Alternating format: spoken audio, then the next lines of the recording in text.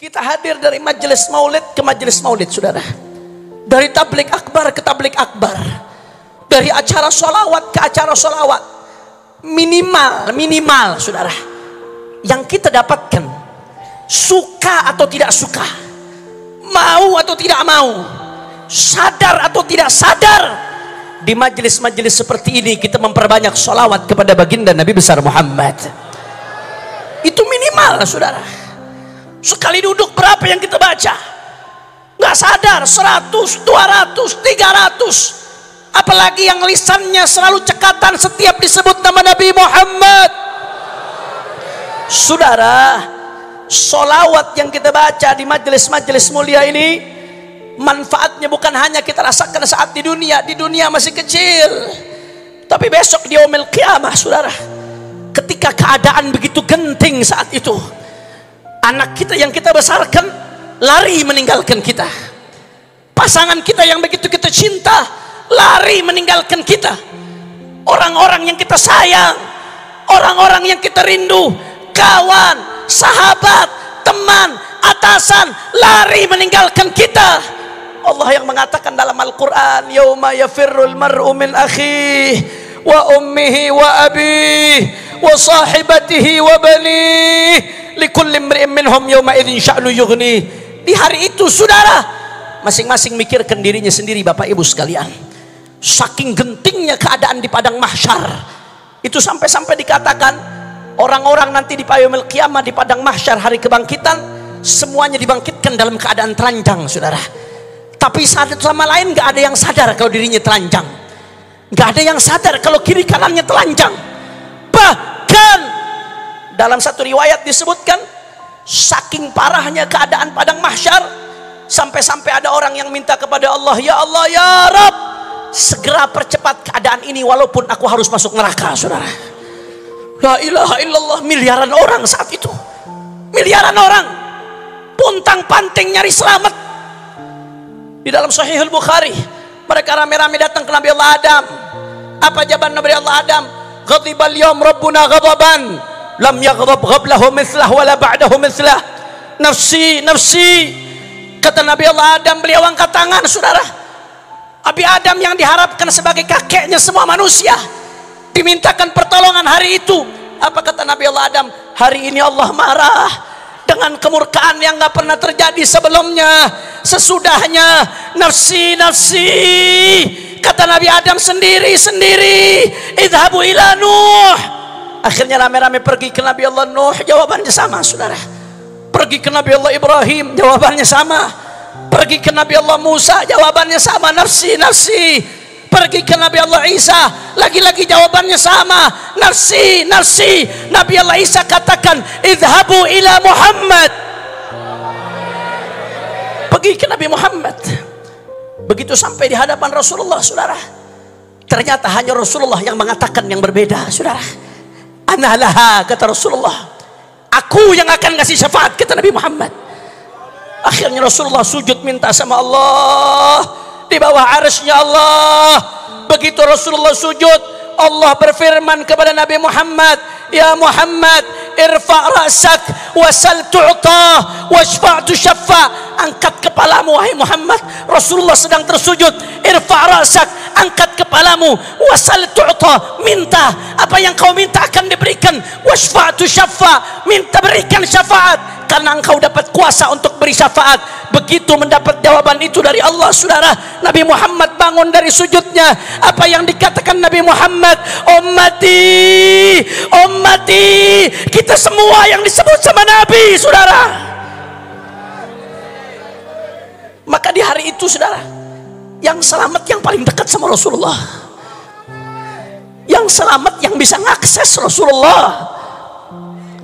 Tapi kadang-kadang kita nggak mikir, hari itu orang miliaran, saudara. Miliaran hari itu. Bukan 100 juta, 200 juta. Miliaran manusia. Dari zaman Nabi Adam sampai akhir zaman.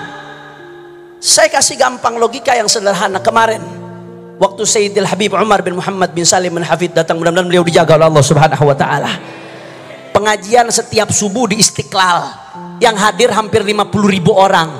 Jangankan mau salaman, deket aja susah. Itu baru puluhan ribu. Ini baru cucunya, bagaimana dengan kakeknya? Saya teringat waktu Sayyidil Walid Ayahanda Al-Habib Muhammad Rizik bin Husain bin Syihab, mudah-mudahan beliau dimenangkan perjuangannya oleh Allah. Ketika itu beliau datang dari Saudi Arabia, lebih dari 1 juta orang jemput di bandara, saudara. Orang jalan jauh kiloan meter, saudara, orang jalan. Begitu sampai orang jutaan mau deket aja susah. Jangan kena salaman. Itu baru jutaan orang. Ini baru cucunya. Bagaimana besok dengan kakeknya, saudara? Kita nggak pernah mikir hari itu posisi kita di mana. Ada barisan para rasul yang udah pasti di depan, belum lagi barisannya para aulia, belum lagi barisannya para solehin, belum lagi barisannya para sahabat. Itu sudah jutaan orang. Lantas bagaimana dengan kita yang penuh dosa, yang penuh dengan maksiat? Bagaimana kita bisa dekat ke Rasulullah, sedangkan kalau nggak sampai dekat Nabi celaka kita, saudara. Maka jawabannya ada di majelis-majelis maulid Nabi. Rasulullah yang ngasih jawaban, aulan nasi bi yaumil qiyamah aktsaruhum salatan alayyah. Kata Rasulullah, nanti yang paling berhak denganku di hari kiamat siapa? Yang paling banyak solawat kepada baginda Nabi Muhammad. Saudara, jangan pernah Anda berpikir solawat Anda bertepuk sebelah tangan pada hari ini, saudara. Rasulullah sendiri yang mengatakan dalam hadisnya yang diriwayatkan Sayyidina Hasan ibn Ali bin Abi Talib, ainama kuntum fasallu alayya fa inna salatakum tablughuni. Dimanapun kalian, solawatlah kepadaku karena solawat kalian sampai kepadaku, kata Nabi Muhammad. Bahkan saudara, Al-Imam As-Sakhawi dalam kitabnya Al-Qaulul Badi' fi salati ala al-Habib Syafi', beliau meriwayatkan satu hadis. Hadis ini harus jadi renungan kita untuk solawat, saudara. Apa isi hadisnya? Di hadis tersebut disebutkan bahwasanya Allah menciptakan satu malaikat, saudara. Malaikat ini tugasnya khusus untuk mendengarkan siapa dari umat Nabi yang sholawat, saudara. Setiap ada umat Nabi yang sholawat, dilaporkan ke Rasulullah, ya Rasulullah, fulan ibn fulan yusallim alaik. Dilaporkan, ya Rasulullah, redaksinya seperti ini, fulan ibn fulan, fulan ibn fulan sholawat kepadamu ya Rasulullah. Nama anda, nama ayah anda, setiap sholawat disebutkan depan Nabi Muhammad.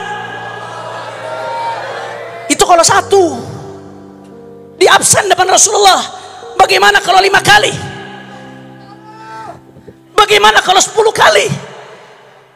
Bagaimana kalau 100 kali? Bagaimana kalau 1000 kali, saudara? Apa nggak dikenal sama Rasulullah? Saya teringat satu hadis dalam Sahih Muslim. Rasulullah mengatakan dalam Sahih Muslim, inni la a'rifu hajaran bi Makkah kanat tusallimu alayya qabla an ub'ats, inni la a'rifuhu al-an. Kata Rasulullah, setelah Rasulullah diutus, setelah Rasulullah hijrah, kata Rasulullah, aku ingat ada satu batu di Makkah. Batu Makkah, Bapak Ibu sekalian, Makkah itu isinya gunung batu.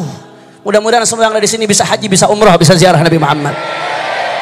Tapi Nabi mengatakan, aku ingat ada satu batu di Makkah. Batu ini dulu sebelum aku diutus pernah salam kepadaku, kata Rasulullah. Batunya salam kepada Nabi Muhammad.